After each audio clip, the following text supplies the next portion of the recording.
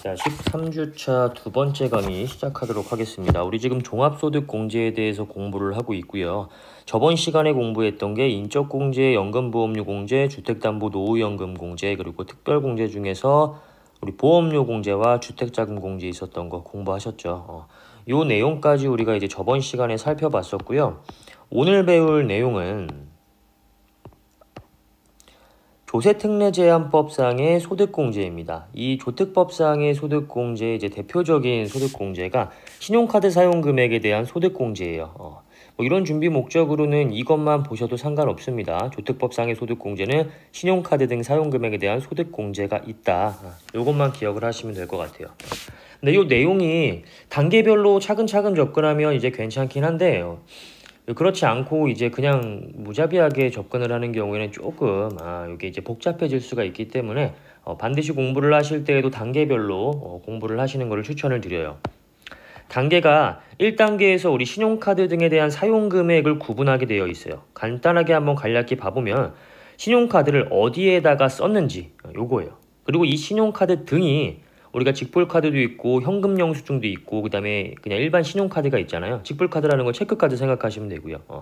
어떤 카드로 어디에 썼는지를 판단하는 거 요걸 이제 가려내는 거예요. 이게 이제 첫 번째 절차가 되고요. 그 다음에 두 번째 절차가 먼저 이제 3단계를 보시면 소득공제 계산하기라고 나와요. 여기에서 신용카드 공제액의 합계액이라고 나옵니다. 우리 이제 S라고 되어 있는 요 부분이 있죠. 이 금액을 구하는 단계가 이제 두 번째 단계예요.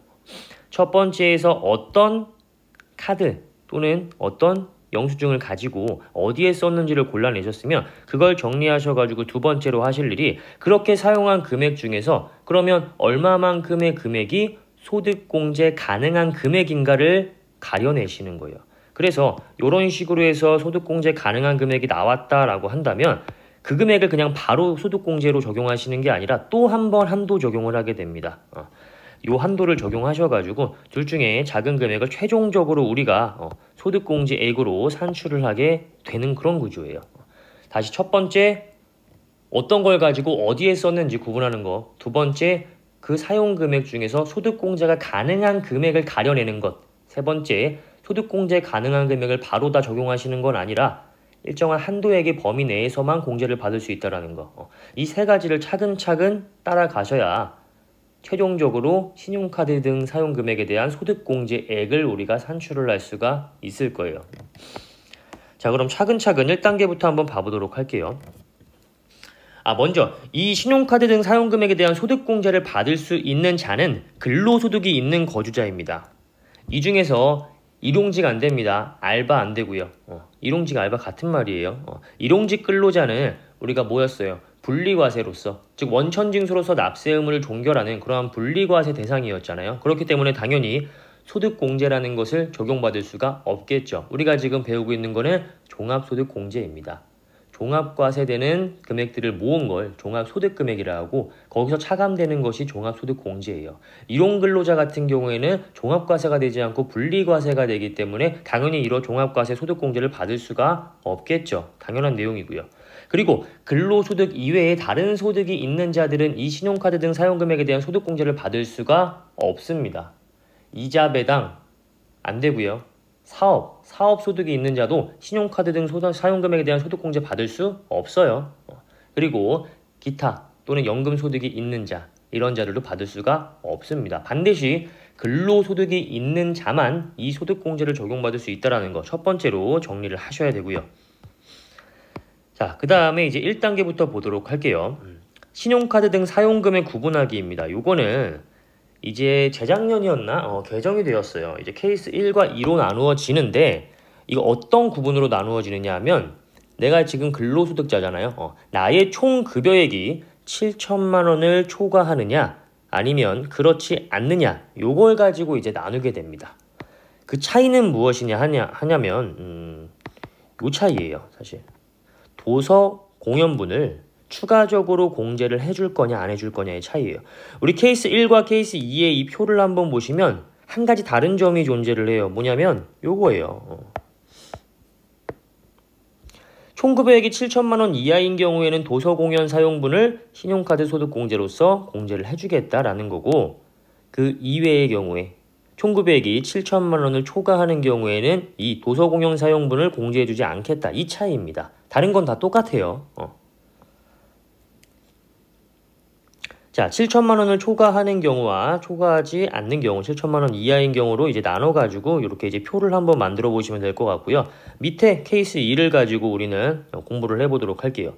자, 일단 왼쪽에 세로로는 전통시장에서 사용한 부분, 대중교통 사용 부분, 그 다음에 도서공연 사용 부분, 그 다음에 그 외의 사용 부분, 이렇게 네 가지의 사용처로 구분을 합니다. 그 다음에 오른쪽 가로에 들어가는 거는 그 체크카드 사용분 또는 현금 영수증 또는 신용카드 사용분, 이런 식으로 이제 조절을 하고 있고요. 그래서 이걸 어디에 사용했는지 이렇게 쭉 구분을 합니다. 일단 전통과 대중과 도서공연 사용분 같은 경우에는 뭘로 썼는지는 상관이 없어요. 그냥 구분을 해두시면 돼요. 전통시장에 내가 이만큼을 썼고 대중교통에 이만큼을 썼고 도서공연에 이만큼을 썼다 라고 그냥 구분해요.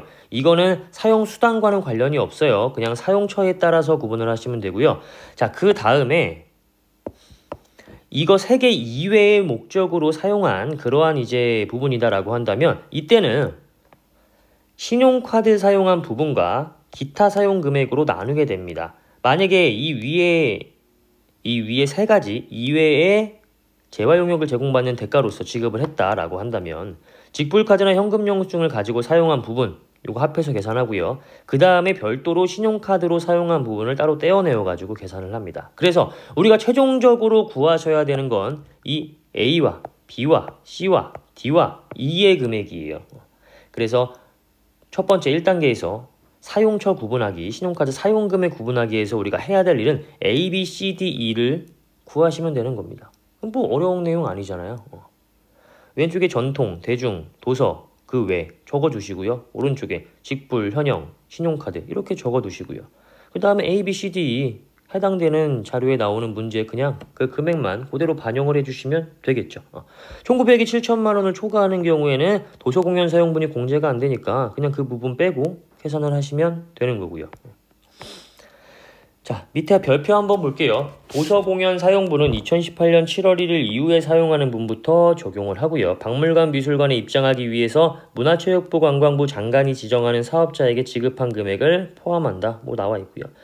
직불카드 같은 경우에는 김현식 선불카드, 직불 전자 지급수단, 김영식 선불전자 지급수단, 김영식 전자화폐를 다 포함하는 개념이고요. 그 다음에 신용카드 등 사용금액이 A, B, C 금액에 중복하여 사용되는 경우에는 그중 하나에 해당하는 것으로 모아서 소득공제를 적용을 한다라는 내용입니다. 예를 들어가지고 전통시장 사용분과 도서공연 사용분이 중복이 된다라고 한다면 그 중에 하나 고르셔가지고 소득공제 적용받으시면 되는 거예요. 당연히 둘 다 적용받을 수는 없겠죠. 하나의 지출에 대해서는 한 곳에만 이제 구분을 하셔야 되고 전통시장 사용분과 도서공연 사용분이 중복된다라고 해가지고 A와 C 두 개 다 집어넣으시면 안 되는 거예요. 자, 그 다음에 두 번째 우리가 이제 A, B, C, D, E의 금액을 1단계에서 이렇게 구하셨을 거 아니에요. 뭐 어렵지 않게 구하시겠죠. 그냥 그대로 반영만 하면 되는 거니까. 자, 이렇게 구해진 금액이 있다라고 한다면 A, B, C, D, E 요 금액이 이제 있다라고 한다면 이 금액을 가지고 내가 이렇게 사용한 금액 중에서 신용카드 소득공제의 대상이 되는 금액을 골라내셔야 되는 거예요.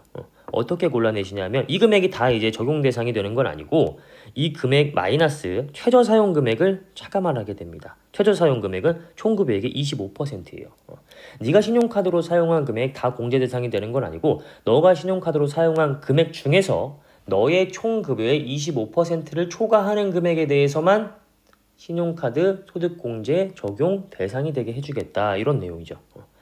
자, 이 총구배액의 25%는 밑에서 위로 차감이 됩니다. 납세자한테 유리한 방향으로 차감이 되는 거겠죠. 왜냐면 공제율을 보시면 전통 40, 대중 40, 도서공연 30, 직불 30, 신용카드 15 이렇게 나와 있잖아요. 그렇죠? 자, 이렇게 나와 있기 때문에 우리가 밑에서 위로 이렇게 차감을 하겠다라는 내용을 결국 신용카드, 직불카드, 대중교통, 전통시장 이런 순으로 이제 차감을 하겠다라는 내용이잖아요. 이 금액이 있었을 때 밑에서부터 차감을 하게 되면 남는 건 뭐예요? 위에 있는 금액이 되겠죠. 위에 있는 금액들이 공제율이 더 높잖아요. 그렇죠? 그러면 우리는 최종적으로 우리가 받을 수 있는 소득공제액이 그만큼 높아질 거고요. 결론적으로 내가 납부하는 세금이 그만큼 더 줄어들겠죠. 그래서 밑에서부터 이렇게 차감을 하는 게 납세자한테 유리한 방향이고 현재의 소득세법은 최저사용금액 총급액의 25% 요것을 차감하는 걸 밑에서부터 위로 이렇게 이제 차감을 하고 있다라는 내용입니다. 자, 예를 한번 들어서 숫자를 넣어 보도록 할게요. 자, 사용금액이 다 100이라고 한번 가정을 해보겠습니다. 총급액이 500이라고 가정해 볼게요. 500의 25%면 얼마예요? 계산기가 없어요. 잠깐만요. 500에 0.25 하면 125가 나옵니다. 너가 총 사용한 금액은 500이지만 나는 125의 금액을 초과하는 금액 얼마예요? 125에서 500 차감하면 375. 요 금액만 공제 대상 사용액으로 넣어주겠다라는 거죠. 그러면 어디서부터 차감하느냐? 밑에서부터 차감합니다. 마이너스 100 차감하고요. 마이너스 25 차감하고요. 그러면 공제 대상 사용액은 그대로 얘 100, 100, 100, 얘 75, 그 다음에 얘는 0. 이렇게 되겠죠. 결국 위에 공제율이 높은 것들이 남게 되니까 납세자한테는 유리한 방향으로 공제액이 더 커지게 되는 거겠죠. 이렇게 해가지고 요거 40원, 요거 40원, 요거 40원, 그 다음에 75 곱하기 30% 하면 22.5 나옵니다. 이거 22.5, 이거 0. 이렇게 해서 공제액의 합계를 구하시면 되는 거예요. 이 합계액을 가지고 3단계의 기본공제 동그라미 1번에 반영을 해주시면 되는 거고요. 어렵지 않죠. 이 그냥 뭔가 장황해 보일 뿐이지 단계별로 접근하면 전혀 어려울 게 없습니다. 이거는 뭐 머리를 쓰는 게 아니기 때문에 그냥 제가 지금 만들어드린 이 툴대로 이런 식으로 1단계 반영하시고 A, B, C, D 금액 구하셨으면 그 금액 그냥 적어두시고 최저사용금액 총급액의 25% 요거는 암기를 해두셔야겠죠. 요거 밑에서부터 위로 차감이 된다. 그래서 공제대상 사용액이 나오게 되고 이 공제대상 사용액별로 각각 공제율을 적용하셔가지고 공제액을 구하게 된다. 그 공제액의 합계가 우리가 2단계에서 최종적으로 산출하고자 하는 금액이다. 이렇게 이제 기억을 하시면 되겠죠. 자, 그 다음에 3단계입니다. 이제 최종적으로 그러면 얼마만큼의 소득공제액을 넣을 것이냐. 신용카드 등 사용금액에 대한 소득공제는 1번과 2번의 합계액으로 구성을 하고 있습니다. 1번이 기본공제액이고요. 2번이 추가공제액입니다. 1번 기본공제액을 보시면 동그라미 1번과 2번 중에 작은 금액을 기본공제하도록 되어 있고요. 동그라미 1번은 우리가 2단계에서 구한 이 S의 금액이 그대로 들어오게 되는 거고요. 그 다음에 이 금액을 다 그냥 공제해주면 깔끔할 것 같은데 또 세법이 그렇게 깔끔하지가 않아요. 항상 세법은 더럽게 이렇게 규정이 되어 있죠.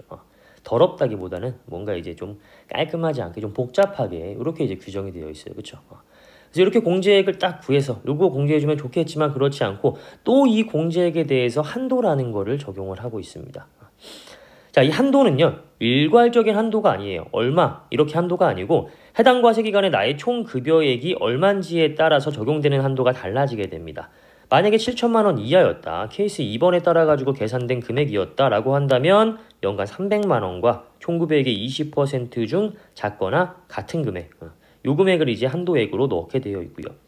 그 다음에 7천만 원을 초과하면 250만 원, 그 다음에 1억 2천만 원을 초과하게 되면 200만 원을 한도로 이렇게 이제 총 급여액에 따라서 적용되는 한도액이 달라지게 된다라고 생각을 하시면 돼요. 그래서 300, 250, 200 순으로 이렇게 적용이 되는구나 정도로만 기억을 해주시면 될 것 같습니다. 자, 이렇게 해가지고 기본공제액을 다 구했어요. 이 금액이 최종적으로 또 신용카드 사용금액에 대한 소득공제액으로 들어가는 게 아니에요. 우리는 너무 싫겠지만 나중에 여러분들이 근로자가 되면 좋으실 거예요. 추가 공제를 또 해주고 있습니다. 추가 공제는 이 기본공제에서 기본공제를 다 받지 못한 금액이 나온다. 즉 기본공제 한도 초과 금액이 나온다. 예를 들어서 우리가 S에서 최종적으로 계산한 금액이 500이라고 한번 가정해 볼게요. 7천만 원 이하였다고 가정을 해보면 300만 원이 적용이 되겠죠. 자, 300만 원이 그냥 적용된다고 가정해보고 이렇게 되면 초과 금액이 얼마가 나와요? 200이 나오죠. 그러면 기본공제 한도 초과의 금액 얼마? 200. 이 기본공제에서 기본공제를 다 받지 못한 금액에 대해서 다시 한번 추가적으로 공제를 해주겠다. 이게 추가공제입니다. 요거는 전통 사용분, 대중 사용분, 도서공연 사용분 이 세 가지에 대해서만 추가 공제해주고 있고요. 각각 우리가 동그라미가 아니라 1단계에서 구했던 A, B, C의 금액 있죠. 그 금액에서 우리가 위에서 적용했었던 이 공제율을 그대로 또 적용을 합니다. 그리고 각각 한도 100만 원씩 해가지고 각각 적용하시는 거예요. 이거 A 곱하기 40% 더하기 B 곱하기 40% 더하기 C 곱하기 30% 이렇게 한 금액에 연 100만 원 한도 아니고요. A 곱하기 40%한 금액을 연 100만 원과 비교하셔가지고 둘 중에 작은 금액 이런 식으로 해가지고 세 가지의 합계액으로 추가 공제액을 산출하고 있는 겁니다. 그래서 한도 초과 200 중에서 추가 공제 받을 금액을 산정하신 다음에 둘 중에 작은 금액을 추가 공제하셔가지고 방가로 2번에 대한 값으로 도출을 해내시면 되고요. 우리가 방가로 1번에서 구했던 금액과 2번에서 구했던 금액을 합치시면 신용카드 사용 금액에 대한 소득공제 최종적인 결과값이 나오게 됩니다. 이렇게 설명하니까 여러분들이 좀 복잡한 것 같은데 제가 요거는 그 관련된 문제를 별도의 그 프린터로 해가지고 올려드릴게요. 그거 올려드리면 여러분들 요거는 한번 꼭 풀어보세요. 풀어보셔야 요거는 감이 좀 옵니다. 뭐 그냥 그 푸는 내용들은 전혀 어려울 게 없고요. 그냥 제가 이렇게 정리해 놓은 그대로 그냥 반영만 하시면 됩니다. 금액만 반영하시면 되고 이거는 뭐 머리를 쓰는 내용이 전혀 없기 때문에 어려운 내용은 아니에요. 절대. 자, 그 다음에 공제 대상 신용카드 등에 대한 사용 금액. 우리가 일단 신용카드 등 사용 금액에 대한 소득 공제는 누구만 받을 수 있다라고 했어요. 근로자만 받을 수 있다라고 했었죠. 공제 대상액 볼게요. 그러면 근로자 본인이 사용한 신용카드 일단 이거는 당연히 공제 대상이 될 거예요. 그 이외에 나의 부양가족이 또 있었잖아요. 신용카드를 일반적으로 우리가 나의 부양가족이다라고 한다면 내가 내 카드 가지고 일단 쓰는 거 이거 당연히 공제해 줘야 되는 거고 그 다음에 우리 나의 부양가족이 있다라고 한다면 우리 아들이나 딸이나 와이프가 직업이 없다라고 한다면 기본공제 대상자에 해당이 된다라고 한다면 그러면 나의 수입을 가지고 생활을 해야 되는 사람들이잖아요. 그렇죠? 요즘 대부분 학생들도 카드 다 들고 다니잖아요. 그거 누구 돈에서 나가는 거예요? 내 돈에서 나가는 거잖아요. 나의 아들, 딸들의 생활비 같은 거. 그렇죠? 그렇기 때문에 내가 내 신용카드를 가지고 쓴 금액만 공제해 주는 게 아니고요. 일단 내가 내 신용카드 가지고 쓴 금액 당연히 공제되고요. 그 다음에 플러스 기본공제 대상자 중에서 배우자, 직계 좀비소, 입양자 마찬가지입니다. 그 사람의 신용카드 사용 금액까지도 공제를 해주고 있습니다. 단 여기서 기본공제를 따지실 때에는 나이의 제한을 받지 않아요. 뭐만 따지냐 하면 소득의 요건만 따지시면 돼요. 연소득금액 100만원 이하, 근로소득만 있다라고 한다면 연총급여액 500만원 이하 이것만 따지셔가지고 기본공제 대상자인지 아닌지 판단하는 겁니다. 그럼 예를 들어가지고 22세인 소득이 없는 아들이 있다라고 해볼게요. 이 사람은 이 아들이 쓴 신용카드 사용금액에 대한 공제를 이 아버지가 받을 수 있을까요? 원래는 기본공제 대상자, 우리가 이제 인적공제 판단하실 때 기본공제에 들어갈 때 이 아들은 나이 요건과 소득 요건을 모두 따져야 되는데 소득 요건은 만족을 했지만 나이 요건은 20세 이하여야지만 기본공제 대상자에 해당이 되었잖아요. 그래서 얘는 기본공제 대상자에 들어갈 수가 없어요. 하지만 신용카드 사용금액에 대한 소득공제 적용하실 때에는 나이 요건을 따지지 않습니다. 소득 요건만 보고 있어요. 그래서 22세인 소득 없는 아들에 대한 신용카드 사용액은요. 아버지가 공제받을 수 있습니다. 아시겠죠? 그래서 제가 이거 기본공제할 때 말씀드렸던 거 혹시 기억나요? 지금 20세 이하로 기본공제 대상자를 끊어놨잖아요. 근데 요거는 사회통념상 지금 예전 같은 경우에는 뭐 대학교를 가는 경우가 많지 않았기 때문에 그렇다고 치지만 요즘에는 뭐 다 대학교 다니고 다 이제 등록금 내고 이제 이렇게 하기 때문에 오히려 이 대학생의 자녀를 부양하는 이 가장의 입장에서는 그때 돈이 더 많이 들어가요. 그렇죠? 근데 20세가 넘었다고 해가지고 이 사람들에 대한 인적공제는 허용해주지 않았단 말이에요. 원래 인당 150만 원인데 20세가 넘어가게 되면 공제를 안 해주고 있잖아요. 그렇죠? 그래서 요거는 사회의 통념을 딱 이렇게 생각을 해봤을 때 약간 좀 그 나이 연령대를 높여줘야 된다라고 생각한다. 개인적으로 이렇게 생각하고 있다. 이런 얘기했던 거 혹시 기억나시죠? 그거가 좀 반영되어 있는 내용이라고 생각하시면 됩니다. 나이 상관하지 않고요. 나의 존속, 나의 비속. 존속이라는 거는 나의 부모님, 비속이라는 건 나의 아들, 딸들. 여기 입양자 다 포함된다라고 했었죠. 그리고 나의 배우자. 이런 사람들이 소득이 없다라고 한다면 내 돈으로 생활을 할 거고 결국 이 사람들 개인 명의의 카드가 있겠지만 그거 다 누구 통장에서 나가요? 내 통장에서 나가는 금액일 거 아니에요. 그쵸? 그 부분들까지 좀 이제 보존을 해주겠다. 그러한 내용입니다. 그래서 신용카드 사용 금액에 대한 소득 공제는 일단 본인이 본인 카드 쓴 거 당연히 받을 수 있고요. 그 다음에 배우자 받을 수 있고요. 그 다음에 우리의 아들, 딸들 받을 수 있고요. 그 다음에 나의 직계 존속 부모님이라고 할게요. 받을 수 있습니다. 장인 장모 포함되는 개념이고요. 자, 요렇게만 신용카드 사용공제 소득공제를 받을 수 있는 거예요. 이때 나이 요건은 신경 쓰지 않고요. 이 사람들의 소득 요건만 보고 판단을 합니다. 물론 이 사람들이 별도의 소득이 있다라고 한다면 그 신용카드 사용액에 대해서는 나는 소득공제를 받을 수가 없겠죠. 이 사람들이 소득 요건을 만족을 한다면 연 100만 원 이하의 소득 금액 그 요건을 만족을 한다면 그러면 이 사람들이 쓴 카드 사용 내역을 내가 공제받을 수 있다라는 거.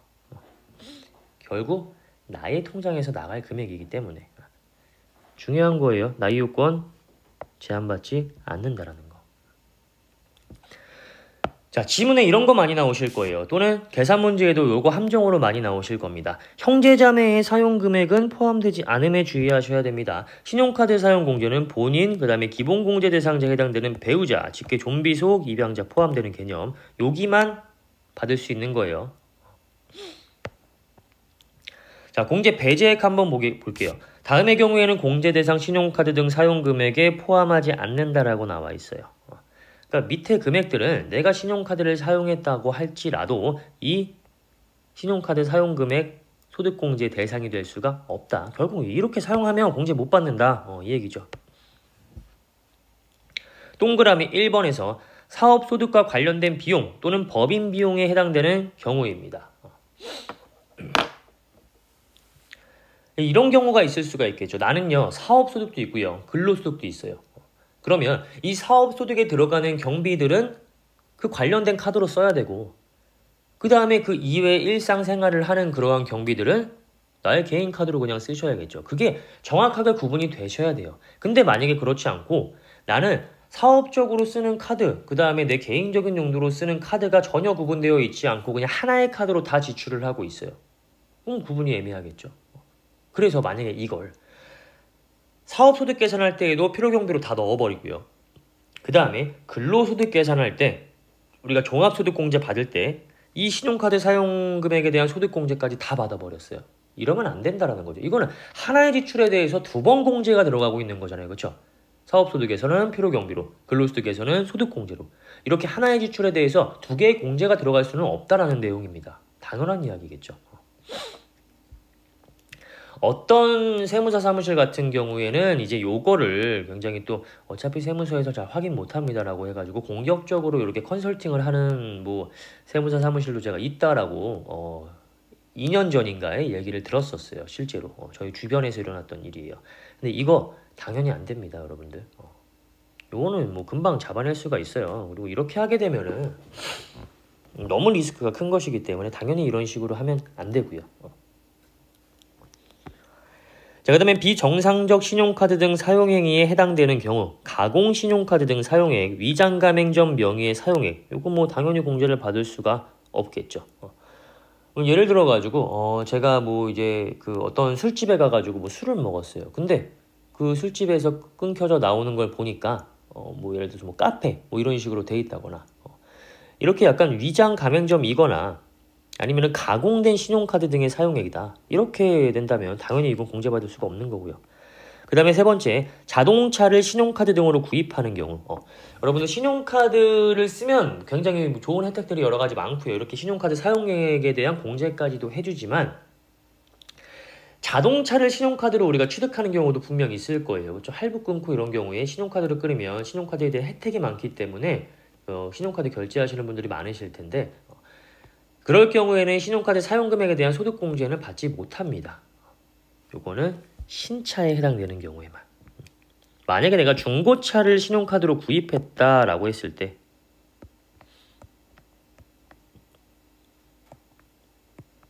이때는 중고차 구입금액 전액을 다 신용카드 사용금액에 포함시키는 건 아니고요. 중고차 구입금액의 10%만큼을 신용카드 사용금액에 포함시킵니다. 예를 들어서 뭐 사례 문제에서 계산 문제에서 이렇게 나왔다라고 가정을 해볼게요. 우리가 신용카드로 자동차를 구매를 했어요. 근데 그 자동차가 중고 자동차였고 중고 자동차를 2천만 원에 구입했다고 하겠습니다. 그러면 여기에 2천만 원 이렇게 들어가는 게 아니고요. 2천만 원 곱하기 10%한 200만 원이 이 사용금액에 들어가게 되는 거예요. 단 뭐 중고 자동차에 한해서 허용된다라는 거고요. 신차를 구입하는 경우에는 공제 배제입니다. 이거는 사실 공제해주기가 조금 애매한 거잖아요. 우리가 이제 차량이라는 거는 그 가액이 일단은 뭐 몇천만 원대여서 굉장히 높고요. 그걸 다 공제를 해줘 버리게 되면은 뭐 국가에서는 세금을 거둘 수가 없겠죠. 자, 그 다음에 네 번째로 보험료 또는 공제료입니다. 우리 보험료 같은 경우에는 보험료 소득공제라고 해가지고 살펴봤던 거 기억나셨죠? 요거는 이제 4대 보험에 대한 소득공제고 뒤에서 보험료 세액공제라는 걸 우리가 또 공부를 하게 될 거예요. 이렇게 보험료 같은 경우에 우리가 이제 카드로 지출을 했다라고 했을 때에는 보험료 소득공제 또는 보험료 세액공제를 통해 가지고 공제를 해주고 있습니다. 그렇기 때문에 신용카드 사용금액에 대한 소득공제까지는 적용받을 수가 없는 거예요. 둘 다 적용을 해주면 그 혜택이 너무 커지는 것이기 때문에 적용할 수가 없다라는 거. 예를 들어 가지고 우리가 뭐 자동차 보험료를 이런 경우 많잖아요. 카드로 결제를 했다 라고 했을 때 요거는 우리가 뒤에서 배우는 보험료 세액공제에서 이제 차감을 해주게 됩니다. 그렇기 때문에 우리가 지금 공부하고 있는 신용카드에 대한 소득공제로는 공제를 받을 수가 없는 거예요. 원칙은 하나의 지출에 대해서 2가지 이상의 공제는 받을 수가 없는 거다. 아까부터 제가 말씀드리고 있는 거였죠. 자, 5번에 교육비도 마찬가지입니다. 교육비 같은 경우에도 교육비 세액공제라고 뒤에서 우리가 공부를 하게 될 거예요. 그렇기 때문에 신가소득공제는 받을 수가 없습니다. 하나의 지출에 대해서 2가지 이상의 공제를 받을 수는 없는 거다라고 했었죠. 자, 근데 요 경우에는요. 교육비 세액공제도 가능하고요. 신용카드 소득공제까지도 가능합니다. 한번 볼게요.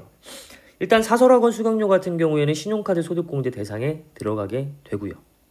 초등학교 취약 전 아동에 대한 이거 왜냐면 사설학원 수강료 같은 경우에는 우리가 이제 세액공제에서 차감될 수가 없고요. 그 다음에 밑에 초등학교 취약 전 아동에 대한 학원 수강료, 체육시설 교육비, 그 다음에 중고등학생에 대한 교복 구입비.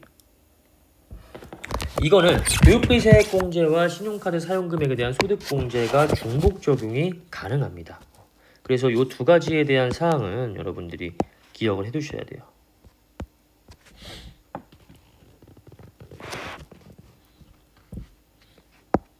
이거를 한번 예를 들어 가지고 우리가 한번 살펴보면 우리가 일반적인 교육비 같은 거 있죠.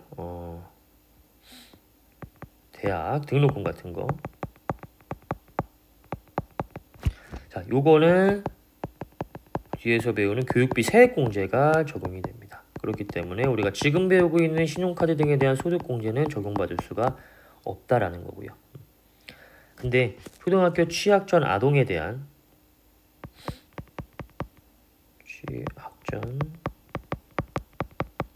학원비 학원비 이 학원비는 교육비 세액공제 받을 수 있고요. 소득공제까지도 받을 수가 있습니다. 중복공제가 가능하다라는 이야기죠. 근데 이거 기억하셔야 돼요. 만약에 유치원이다. 학원비가 아니라 이 유치원에 대해서는 교육비 세액공제는 적용이 되지만 신용카드 소득공제는 적용받을 수가 없다라는 거 기억하셔야 돼요. 자, 그래서 요 세 가지 정도는 여러분들이 구분하셔가지고 기억을 별도로 해두셔야 되는 내용입니다. 오늘 이제 계산 문제에 나올 때 많이 이제 나오는 그러한 지문들이기 때문에 일단 교육비는 원칙적으로 중복공제를 받을 수가 없다. 세액공제를 받기 때문에 소득공제까지는 적용받을 수가 없다. 하지만 취약 전, 초등학교 들어가기 전 아동에 대한 학원비 같은 경우에는 두 개 다 받을 수가 있다. 단 이건 학원이고요. 유치원은 세액공제만 가능하고 소득공제는 적용을 받을 수가 없다라는 내용이에요. 이거는 약간 사교육의 발판을 마련해주는 그러한 규정 아닙니까? 라고 물으실 수도 있는데 저도 그렇게 생각합니다. 이거는 왜 중복공제 해주는지 사실 저는 잘 모르겠어요. 나중에 뭐 국회의원분, 입법하신 국회의원분을 만나게 되면 그때 한번 물어보도록 할게요. 이건 왜 이렇게 되는 건지. 뭐 법의 허점인지는 모르겠지만 이 규정이 이렇게 된 데는 입법이 된 데는 꽤 오래전이었어요. 아직까지도 이렇게 남아 있습니다. 돈이 많이 들어가니까 공제를 해주는 것 같긴 한데 뭐 자세한 이유는 솔직히 모르겠어요. 이거 왜 공제해주는지. 사실 뭐 유치원에 대한 세액공제와 소득공제를 중복 적용해서 공제를 해주겠다. 뭐 이해합니다. 대학 등록금을 중복 적용해서 공제해주겠다. 이해합니다. 대부분의 사람들이 다 유치원 가고 대학 가기 때문에. 초등학교 취약 전 아동이 학원을 다니는 경우가 뭐 요즘에는 엄청 많겠지만 그거는 어쨌든 경제적인 여건이 좀 되는 자녀들만 다닐 수가 있는 곳이기 때문에 이걸 공제를 왜 해주는지 사실 잘 모르겠어요. 어쨌든 지금 현재 법에서는 이런 식으로 이제 규정이 되어 있다라는 거. 이거 꼭 기억하셔야 돼요. 이거 세 개는 그냥 별도로 암기를 해두시는 게 좋을 것 같아요.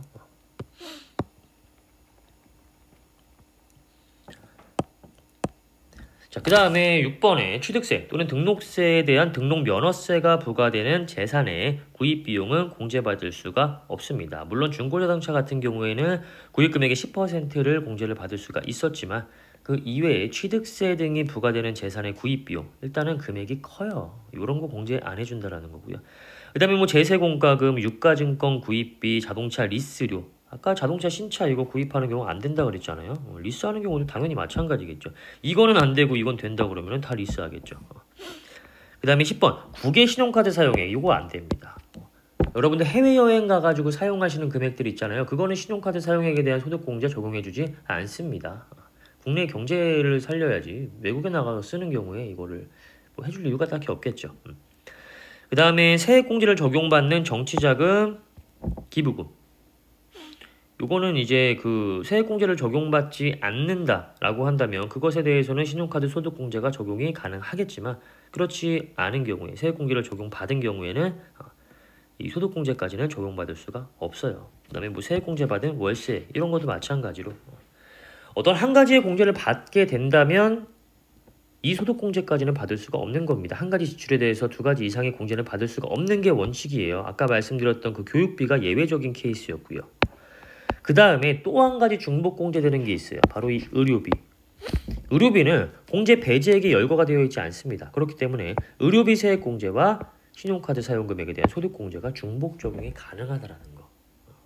그래서 여러분들 병원 가시면 무조건 신용카드를 쓰시던 아니면 체크카드를 쓰시던 현금을 내실 경우에는 현금 영수증을 하시던 이 세 가지 중에 한 가지를 무조건 하셔야 됩니다. 그냥 뭐 현금으로 저렇게 해주시면 우리가 뭐 싸게 해드릴게요. 뭐 약간 이런 경우 많이 있잖아요. 그거에 넘어가지 마세요. 만약에 근로자라고 한다면 신용카드 사용금액에 대한 공제를 의료비 세액 공제 받을 수 있고 그 다음에 신용카드 등 사용금액에 대한 소득공제까지도 우리가 적용받을 수 있는 부분이기 때문에 요거는 카드 지출 또는 현금 영수증 요거 반드시 하시는 게 유리합니다. 자, 정리를 해보면 한 가지 공제에 대해서 두 가지 이상의 공제를 받을 수 없는 게 원칙이지만 중복 공제되는 것들이 있었어요. 뭐 초등학교 취약 전 아동에 대한 학원 수강료, 그 다음에 중고등학교 교육비.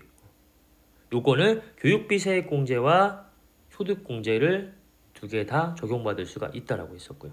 그 그 다음에 의료비도 의료비 세액공제와 신카드 소득공제 중복 적용 가능하다라고 했었고요.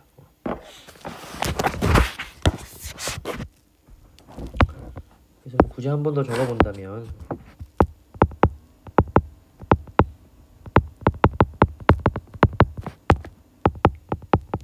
초등학교 취약점 아동에 대한 학원비와 그 다음에 중고딩 교복구입비 그 다음에 의료비 얘네들은요 세액공제 위에 두 개는 교육비 세액공제 밑에는 의료비 세액공제 일단 받을 수 있고요. 그 다음에 신용카드 사용금액에 대한 소득공제까지도 받을 수가 있습니다. 예외적으로 중복공제가 가능한 애들이에요. 요거 기억해 두시면 좋을 것 같아요. 자, 그 다음에 잠깐 끊었다가 이어가도록 하겠습니다.